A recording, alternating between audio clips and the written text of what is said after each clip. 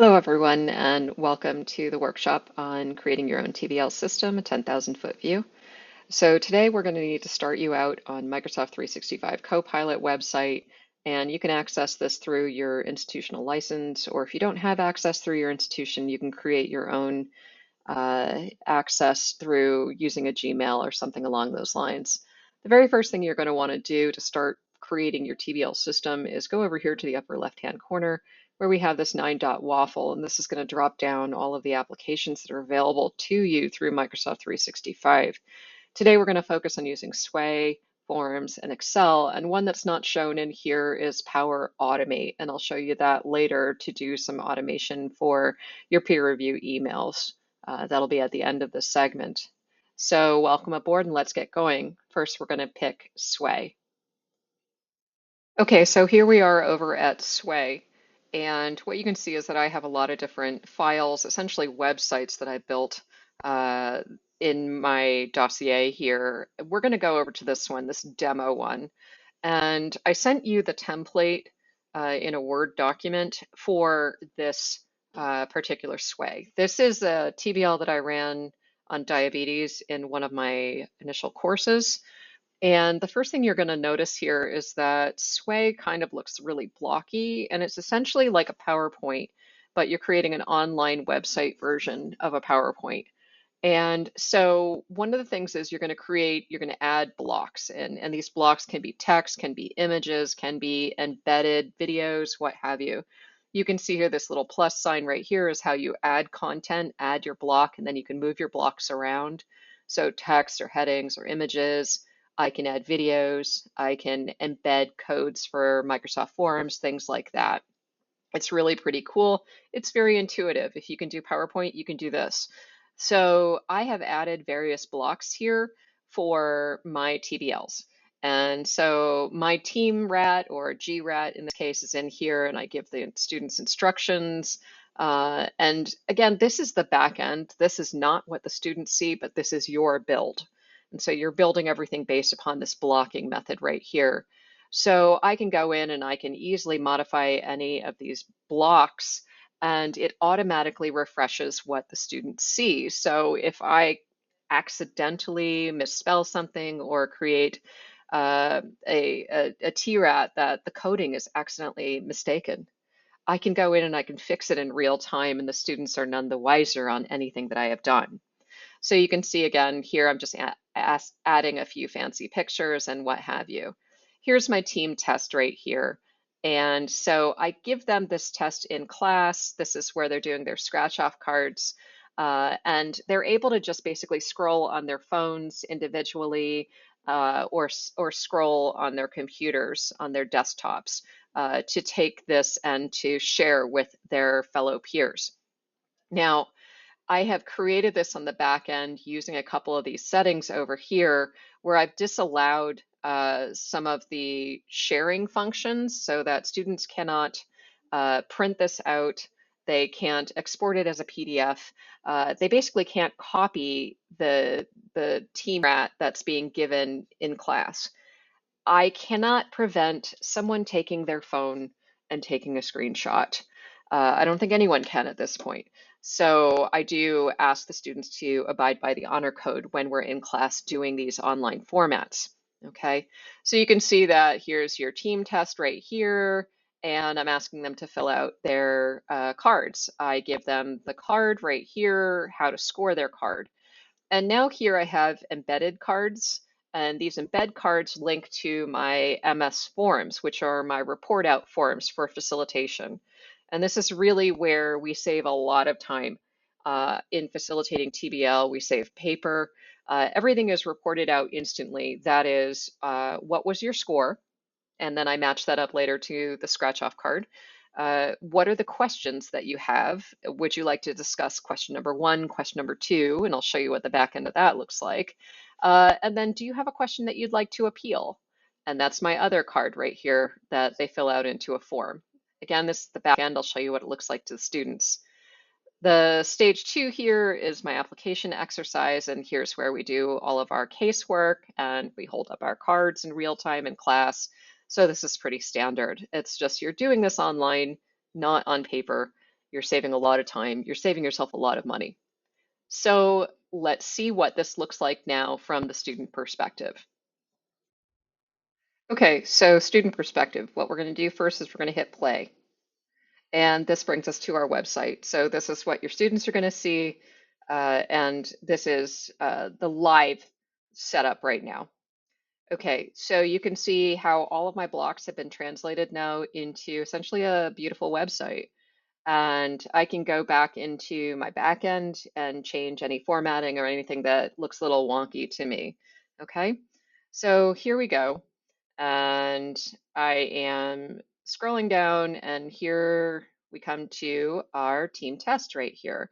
So again, any student could have this open, multiples can have this open. They can use their phone, their tablet, their desktop, whatever. I always make sure to have a couple of paper copies on hand too, in case someone has some technical issues. Um, but they're going through and they're talking amongst one another and they're scratching off their scratch off card. So this is going to save you time. This is going to save you money. You do not have to print out all of your GRATs or TRATs or whatever you want to call them. So the students are doing this. You can add in a couple of different tables, images if you want, what have you. Okay, let's say that they've filled everything out in the time that you've given them. And here's the post-GRAT segment to this TBL sway. Now we need to do the report out. So this is where I've streamlined facilitation greatly. So here's how to score your card. I have them score their cards. Okay, once their cards are scored, I also ask them now to give me their score. And I have them fill out a form. So here's group number 32, and their score was a 45 out of 50. Perfect. Submit. That goes straight to me, and I'm going to show you my dashboard. This is an instant reporting system. TBL team number 32. Of the 10 questions that were just on your team test, do you have 2 that you'd like to request for discussion? Yes, 2 and 5 were a little bit crazy for my team. We'd like for you to talk to about them. So I go and I have the students submit that, and that is instantly submitted to me, and I see it on my dashboard as the facilitator, giving me a lovely amount of fair warning for which 2 questions or which are the topic areas that my students are having a little confusion on that day. The appeal, team 32. Which question do you want to appeal? I got question 2 wrong, and I feel I shouldn't have gotten it wrong. I think that the question was poorly written, and I want you to change this, blah, blah, blah. Okay, and I have the students write up 2 pieces of data. They have to describe it, and they have to give me revised wording if they want to be considered for an appeal. They can also go ambiguity and pre-work or reading. Let's say that I gave them a question on something that I never gave them any pre-work on. So they can go in and they can argue that. Or perhaps the reading suggested a different answer than what's given on your team test. And you can go in and submit that. So blah, blah, blah. Here we go. And these go automatically to my dashboard on Microsoft Forms that I'm going to show you. And this is how you can facilitate an online TBL with one facilitator, because all the data are at your fingertips right in front of you at your dashboard. We keep going. The students, this is their application exercise, and you can see here's the cases that we're going to discuss. And we hold up our cards and we do all the fun stuff as usual. There's no reporting out on this section right here. So this is a very low key, very low pressure. Sometimes I throw in a couple of after hours cases, and I'll repost these on our learning management system so that the students have some supplemental work. I like to put these kind of at the back end of a TBL in case TBL goes a little bit quicker than anticipated. So that way I don't have any dead air. So you can see then at the end, here we have the end, leave everything at your desk, close this window, and I can always tell who's got a window open on my dashboard as well. So if someone leaves, I can tell what's going on. The important thing here is that this website that the students are playing is password protected.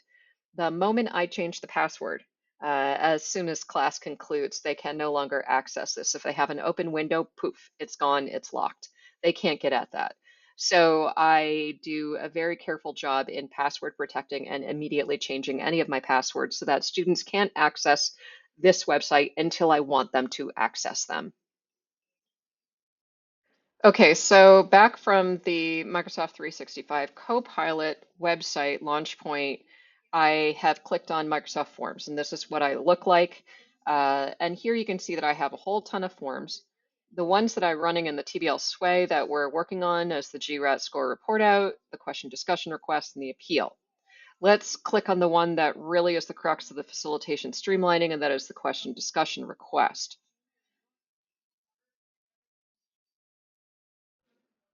Okay, so here we are at the question discussion request form. And so you can see this is the back end right here of the form that I've created. But really what you want to be doing is viewing your responses. And this is going to update in real time as your students are submitting their forms in the Sway website that you've created. Here you can see you're going to get a histogram that automatically refreshes itself if forms are being submitted. And it's going to tell you that 50% of the class has asked for you to review question number 2. Typically, you'll have 2 or 3 of them pop out here in your histogram. So you can turn to your facilitator and say, please ready question 2. They're having a lot of problems with that. And it's invaluable to give someone a 5-minute heads up as to what you're going to be discussing, as opposed to everyone rushing in the front of class and tallying pieces of paper. You can download your data here into Excel and archive your data. So you know exactly what happened and where any confusion from any given class was over the years.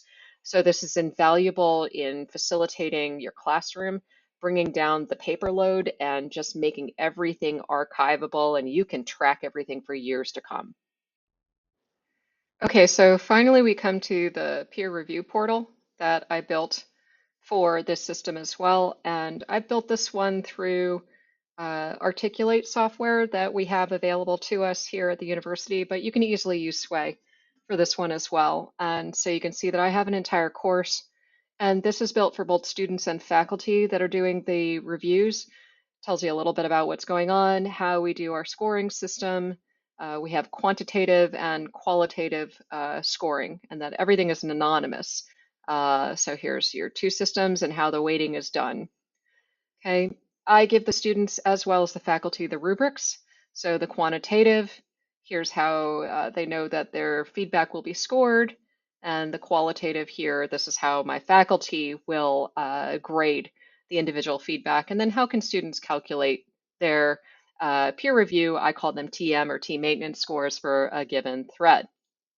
So all the information is there. I give them examples of feedback. So what is actionable feedback? What gets you a 2 out of 3? What gets you a 3 out of 3?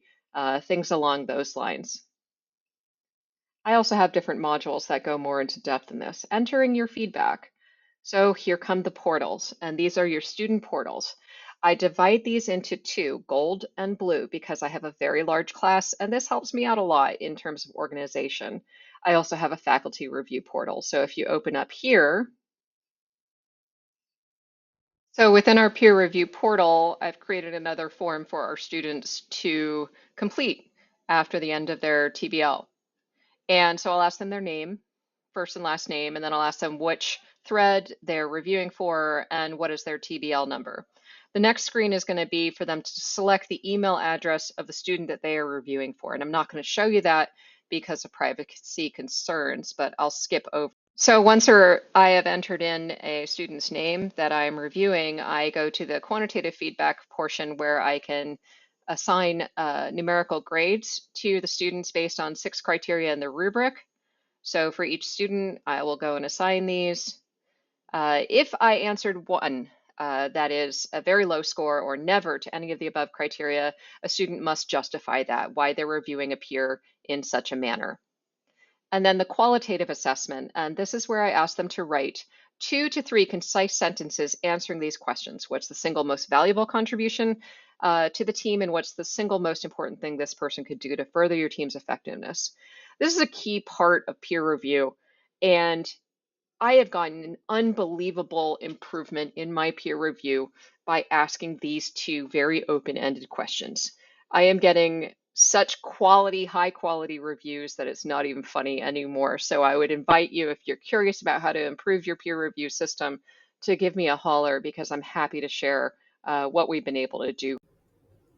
Okay, so let's say that your students have filled out their review forms for their teammates, and now your faculty have also filled out their review forms for the student feedback. So when you download your Excel data, you'll get this enormous spreadsheet of numbers and of qualitative feedback as well. And so, how do you take this and get this to the students without having to do 1,000 emails of cut and paste from an Excel spreadsheet, which is what we used to do? And so the solution that I found to this was an app called Power Automate.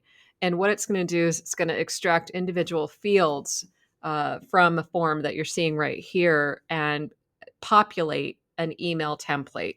And let me show you what that looks like. Okay, so here's an example of a tester email, of a peer review email that I wrote to myself based on the forms. And so you can see that it comes from the Department of Medical Education, from me, and it goes to the student. And so you can see this is a pre filled email that I will extract fields from to self populate this email. So here's the qualitative or the quantitative portion with the scores. And again, this is a tester, so I bombed my own score, answering each of the 6 criteria from the rubric, and then what's the most single valuable contribution this person makes to your team. I bring cookies, but the thing that I could do to further the team's effectiveness is I smell like cheese, so I should probably stop that. So this would be an example of something that would go to your students, and this is an automatic email that goes using an app called Power Automate. And let's look at just briefly what that looks like and how you would set this up. So here's the final piece to the peer review automation for your TBL system, and it's called Power Automate. And something that I write is a little bit of code called a flow, and it's very low code. I learned how to do this on YouTube in about 10 minutes. And so each one of these is an automated script that I will run where I have the automation go into the different forms that I had the students fill out for peer review or the faculty fill out for peer review.